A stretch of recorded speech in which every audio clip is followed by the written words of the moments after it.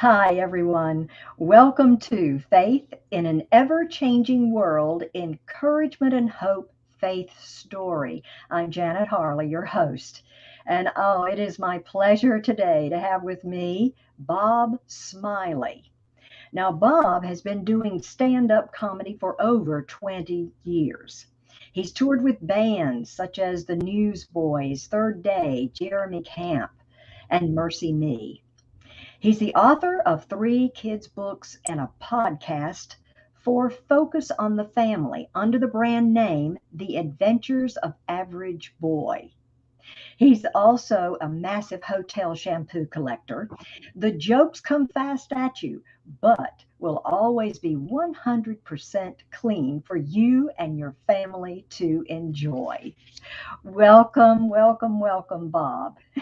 Well, that introduction was pretty much all the time we have. Like that was Yeah, no, long no. introduction. We're good. We're good. No, it's great. I'm glad this worked out because Me too. it's December's kind of busy and stuff. I just got off tour with Tim Hawkins. I don't know if you know him, Yes. but he takes me Awesome. out every once in a while because he wants to see what it's like to perform in front of a sold out show. Yeah, So yeah. he'll put my name on the bill. Do How that. about that? We just got Awesome. home from a long run all through Texas and stuff. So I'm glad this worked out. Yeah, absolutely. And me too, Bob. And right after this, right after our short intro, we'll be looking forward to hearing your faith story.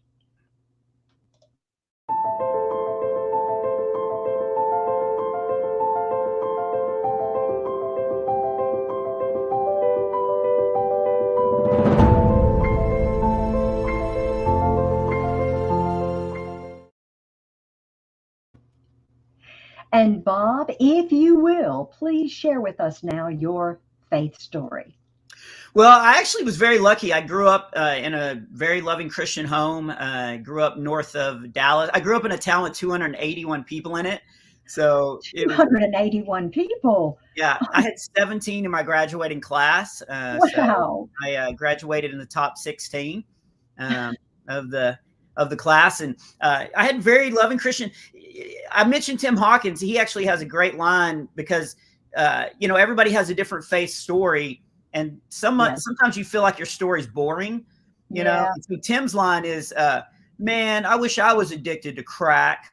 I don't have a good faith story." Like it, because you don't. But it's I look back on it now and like very grateful that I had loving parents and they Absolutely. took me to church and Yeah. it I was, did too. and they Hmm. didn't really force their faith on me. They just presented it like, this is what we believe. And and I always respected my parents. So I thought, well, if they believe this, then I want to look into it. And so I started reading the Bible, pretty early on, and Yeah. really enjoyed church. So always pretty much had a nice little faith walk. Went to a Christian college. I went for two reasons. One, because I was a pretty strong Christian, but also I figured it'd be easy to pick up girls at a Christian college. There's all these Christian pickup lines like, "Excuse me, I believe your rib belongs to me," stuff like that. Oh. So I went to a Christian college. Was going to be a teacher. I thought that that's what God wanted me to do. Was that Hmm. I was going to use the ability. I was going to do elementary ed for a couple of reasons. One, I saw a lot of kids growing up without a strong male role model, and I thought I could be that. But I also picked elementary because I thought the classes would be easy. Like I already knew most of the alphabet, so I figured I could do well. And my junior year in college, they had a stand-up competition, Hmm. and even though I wasn't pursuing comedy or anything, I decided I was going to do it because they had a cash prize, which was Ah. $500, which in Abilene, Texas, that's like 4 months rent. So Mm. I did that. I won, not even because I was good. Everybody else was really terrible. And I won. And this guy saw me and he went out to Nashville to road manage. And he was road managing this singer named Clay Cross. Uh-huh. And Clay said it'd be fun to have a comedian come out on tour. And the road manager was like, "I saw this guy in college." And so he tracked me down, called me up, asked me if I'd go on tour with him. How And about I that? ended up going, and I was all of a sudden out on a tour doing comedy. And then the Newsboys saw me on that tour and asked me to tour with them the next year. And so it literally turned into a career. I was never pursuing it. God honestly kind of not only opened the door, but kind of kicked me through it, Yeah. because like if I would have never pursued it if I wouldn't have gotten all these tour offers to Hmm. keep going. So first couple of years, I was just like going, all right, God, if you want me out doing this. And, he just kept offering, these tours up and stuff. And so had a pretty strong faith walk all the way through, and then started doing a career. And I saw that people in the audience, if I could make them laugh, they would actually kind of lower their walls down and listen to what I would say. And so I realized Uh-huh. I had like a platform of being able to share the gospel if I could make them Yeah. laugh. And so I realized like, oh, this is pretty cool. So I started my life wanting to be a teacher, in a classroom and stuff. And now Hmm. I'm, out, and I feel like I'm still kind of doing that because I'm, Yeah. getting people to think about Jesus in a different way. And Right. and I really love that. People always ask me if I'd go back to teaching, and I think I would, but I think I'm also a little spoiled. I'd be like, you'll get your lesson Uh, when I get my introduction, and I need a water bottle and a hand towel, and what's the food in the green room? Like that, right. like a little different. Right.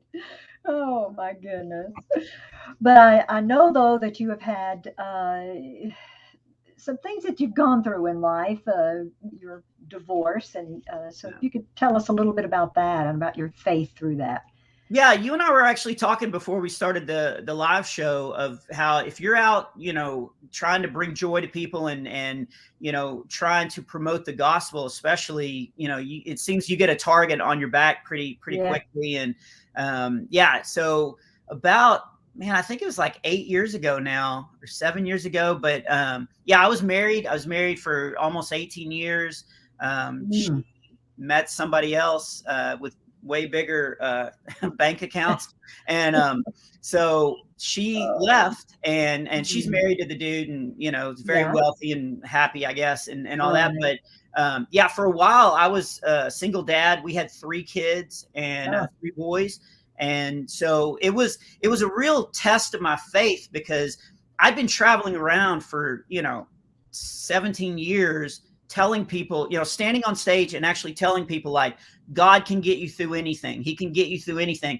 But Mm. honestly, I pretty much had a mountaintop experience all through life with, loving family, and ended up going to, getting into a career I never thought was possible, and traveling around and making people laugh, and Yes. families, it's all clean comedy. So families could come. So it was this pretty awesome life without a lot of problems. And then all of a sudden, our world kind of just imploded. And it was, me and my boys, and trying to figure Yeah. all that out. And I really had to have that moment of faith of like, okay, I've been telling everybody that God can get you through anything. Yeah. Now it's time for me to, put my money where my mouth is. Right. Not money where my mouth is, because she took all the money, but she but it was time to, really say, all right, am I going to still trust in God, that God's in control, Yeah. and he can get Yeah. us through. And he really did. He just like got us through it. I talk about this a little bit. I don't talk about it now, but at the time I would talk about how we would read the Bible. Me and my boys, we'd read the Bible. And I was reading the story of Shadrach, Meshach, and Abednego. Hmm. And I'd read that story hundreds of times. Yeah. And I remember we were sitting in our kitchen and we were reading, and all of a sudden it dawned on me that God actually saved them in the fire, Right. but not from the fire. That Hmm. had never stood out to me, Yeah. because all through my life, I'd really never been in the fire before. And all of a sudden, reading that, it was like it was a new story to me, because me and my boys were in the fire at the Yeah. moment. And I realized like, oh, and he did, people, there were people from my church that, the, it, the whole thing, it split 2 families in our church. So, Yeah. so there was a lot of people at our church that I thought would, have my back or support me and stuff, that didn't. And that was kind of Mm. disappointing. Yeah. But then there were people at the church that I never would have thought would have even cared about us, that all of a Mhm. sudden would start bringing food over, because I'm Wow. trying to raise my kids. I'm trying to teach them, all the stuff that, Yeah. how to do dishes and how to do laundry. Yeah. That's actually a bad example because we can do it all at once. We have a huge pool. But like people would bring food over and people would pray for us. On Facebook and Instagram, I would get all Yeah. these messages of, hey, I was just out walking and God told me to pray for you guys this night. And it would be a night where, one of my kids were really upset, or, Right. something would be going on. And When you really needed that prayer. yeah, Mhm. absolutely. And Mm. a lot of times the way God got us through it was just letting us know that we weren't alone. Mm. I didn't mean to make this whole thing about Tim Hawkins, but he's my best friend. And so when it happened, when she left, he was the first person I called, and he gave me some great advice. He was like, do not go through this alone. And then he told me that I could call his butler anytime that I got lonely. No, that's not true. That's not true. But he told me, he was like, man, don't go through this alone, because we're built for community. And as you talk about your faith and stuff, we really are built for community and to share, We in are. each other's Mhm. rejoicements. Is that a word? I don't know. I went to public It school, is now. but yeah, we'll make it a word. But sharing people's joy, but also, man, even the tough times, that's when we're built for Absolutely. community. And so he encouraged me to pick up the phone anytime. And a lot of my other comedian friends were like, man, just because it would. And Satan loves isolation. Yes. He can break apart your Mhm. faith so much quicker if Yep. he can isolate you. And so I realized that was a trap, because I would get the kids off to school and then I would just sit in this empty house. Right. And I just realized, like, this cloud of depression would Yeah. come over me. And and that's when I'd pick up the phone and I'd call, friend Darren Streblo or Hawkins, or, some of those guys and just be with them, just hang out and just talk and Mhm. stuff like Yep. that. So it really helped getting, and then again, just going back to the word and reading Absolutely. Psalms, and, times when people Mm. were going through troubled times, but they were still saying, I'm still gonna rejoice in the Lord. I'm still gonna, Yeah. have faith that He is gonna Yeah. get you through it. And he did. He got us through that, troubling time. And, Yep. things are great. And, we're so I did get married. I met this lady. It was weird. I met her online, which I guess is how you meet people, like, yeah. But yeah, about four years ago. Yeah, Oh, man. we met on MySpace. It was awesome. We were the only two left on there. So yeah, and she has two kids. So it's Ah. so we have five boys now. Actually, Oh, that's a wow. good. Okay, here's a good story. This is how amazing my wife is. 'Cause my wife she loves Jesus so much, and she has two Oh. boys. And the first time I talked to her on the phone, I said, how many kids do you have? And she goes, I have two. And I don't know why I said this, but I go, oh. And she goes, what do you mean, oh? And I was like, well, and I can't believe I said this, but I said, well, I don't know if I want more kids. And this is what she said. I know it's a horrible thing to say, but this is what she Oh, said. my goodness. She goes, no matter what happens between you and me, like, I hope you have the mentality of two more kids is two more opportunities to love and to be loved. And it's two more Oh. opportunities to Oh. allow kids to see what a heavenly father's love looks Yeah. like through an earthly father. Oh. Isn't that beautiful? And then she Yes, said, that how many is kids do you have? beautiful. And I said three, and we got disconnected really quick. But I was able to get her back on the phone, and yeah, she's an amazing woman. So it's a true testimony. Oh, If my you have goodness. faith, because God, like, I think a lot of times people want to limit God in their Yeah. faith of, like, Yeah. well, I That's hope you can very true. handle it, God, but if you can't, then I'll, try to handle it on my own and stuff. And that's not where we're created to Yeah. be. Like, That's we right. we need to have true faith that He will get you through it. And if it doesn't look like you think it's going to look, because my life does not look at all of what I thought it was going to look like. Yeah. I did all the right things, met a, supposed to be a really strong Christian lady and have Mm-hmm. kids, and I was in a Yeah. career where I was promoting the gospel and all that. So it doesn't look at all like I thought it was going to look like. But honestly, like God's plan, like He got me on this path and Right. made, and it really is great now. Like I know Jesus more now because of Mm-hmm. my wife. You know, I'm way more compassionate about people that are going through troubling times because now Yeah. I've been there. You know, I Mm-hmm. think I went through that experience, and I think God is able to say that, you know, okay, we're going to take this Yeah. and use it to encourage other people. And, you know, I wasn't really going to talk about it on stage. And it's a big taboo topic of being divorced. You know, a lot of churches don't really know how to handle that. Right. And so I wasn't even going to talk about it. And I actually had a church here in Houston, like hear that I was going through it and ask me to come and talk about it at a show, you know. So it was a comedy show, but it was, you know, they wanted me to encourage people because marriages are under attack. Like, you know, Absolutely. Satan, if he can destroy one marriage, that's great. If Amen. he can destroy two marriages at the same time, then he definitely is winning, you know. And so Yeah. they wanted me to kind of come and encourage people, and so I did. And I was so impressed with how many married couples would come up after that show and be like, "Man, we're struggling," and it's so refreshing to hear somebody talk about it, Oh. you know. And then the second time I talked about it, I went to Michigan and I was doing a show in Michigan. And so I wasn't planning again to talk about it. And I was like, man, God can get you through anything. I'm here to tell Yeah. you, like, we're going through it. But he's, you know, he's going to get us through. And I walked off stage. I went to my merch table, which is all available at bobsmiley.com. Got to put that in. But I went to my merch table and there was a guy standing there and he was kind of like shaking, like he was like angry or something. And I was like, ah, here comes the flack of, you know, you shouldn't be talking about this stuff and all that. And he grabbed my shoulders and he goes, my wife left me yesterday. And he said, and he was just kind of breaking down. And he was like, I did not want to come to the show. I don't know who you are, Mm. but I did not expect to hear one, like, I didn't expect I was going to laugh. You know, I didn't think I was going to laugh for a long time. And you made me laugh, but I didn't think I was going to hear a message of hope. Yeah. But now I feel like I can get through it. And a lot of that I talked about that night was about community, about like, we need to, you know, help each other out and stuff. And his friend made him go to that show.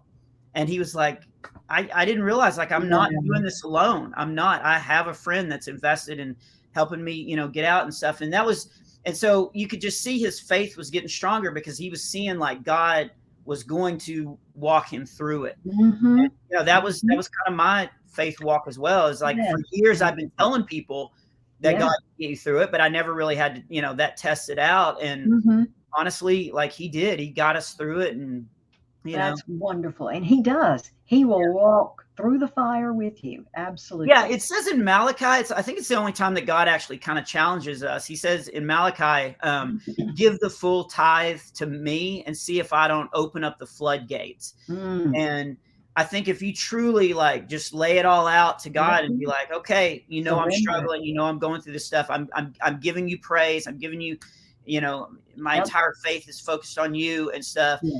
I think he will open up floodgates. Now, I want to be very clear. That doesn't mean he's going to immediately fix everything and, you know, your bank account's going to fill back up and all that kind of stuff. But he's going to give you your daily bread. He's going to give you what you need to get through life. And that's so reassuring.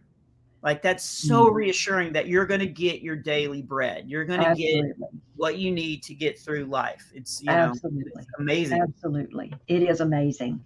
And before we leave, Bob, what is one way that we can hold on to our faith in this ever-changing world? Yeah, that's a great question. I tell this joke on stage, but it's true. My grandmother pulled me aside one time and she was like, read the Bible when you're young because it has all of life's answers. And young kids don't ever read the Bible, and elderly people are reading it like crazy because it's like they're trying to cram for a final. And, you know, that made me laugh, but I like read the Bible. And that sounds like such a simple thing, but just going to the Word just reminds you like God's plan throughout eternity, and that you're not insignificant, that he has created you with a path and a plan Mm, that he has for you. And I think, if you're struggling and stuff, go to the word, and we have a direct line to God. We can talk to him, absolutely.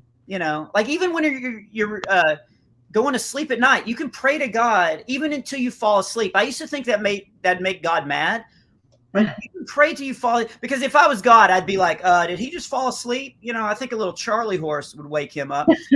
But you can, I mean, just be in constant communication with the Absolutely. creator of the entire world. Like, what a Yeah. gift that is. Like, that's just amazing. So I would say that. I would say being prayer, go into the word daily just to be reminded of just that God loves you. And the third thing is just, go to bobsmiley.com. That's right. That's right. Thank you, Bob. And I will put that website down in the comment Mm, section. But thank you so much for sharing your faith story with us today, and bringing a little laughter to us as well. mm. Thank you. Yeah, my pleasure. Yeah. And thank you all for watching. And I also want to mention Creative Motion Network that I'm on, and what a great family that network is.